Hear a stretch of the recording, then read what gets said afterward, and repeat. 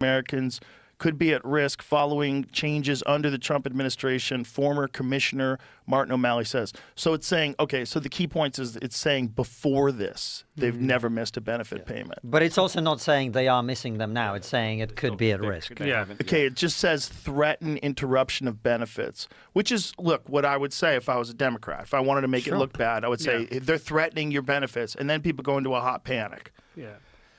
But you know, like, I remember when I was teaching, and I was teaching in schools that were super deprived, schools where the kids, a lot of them would come to school, they didn't have food in their bellies, etc., etc. And there's a agency in the UK called CAMS, which is Child and Mental Health Services. And I remember that we had so many kids who had problems, psychological problems, particularly if you grow up poor, deprived. You know, you'd seen horrible stuff when you were a kid. You had, you know, maybe like a brother who got involved in gangs is now in prison, a father who was never there.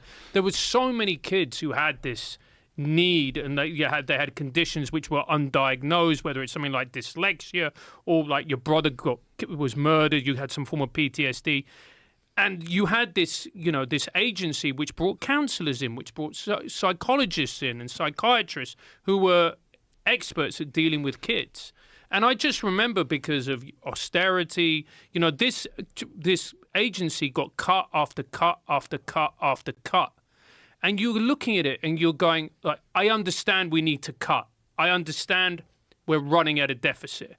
But there needs to be balance as well, because when you're looking at those type of agencies, they're really important. They're really important. And also, if you invest that money and you're able to support those kids, they're far more likely when they leave school to be a healthy, happier member of society that's going to contribute tax pounds sterling or tax dollars. Do you think it's a reasonable request to have something that does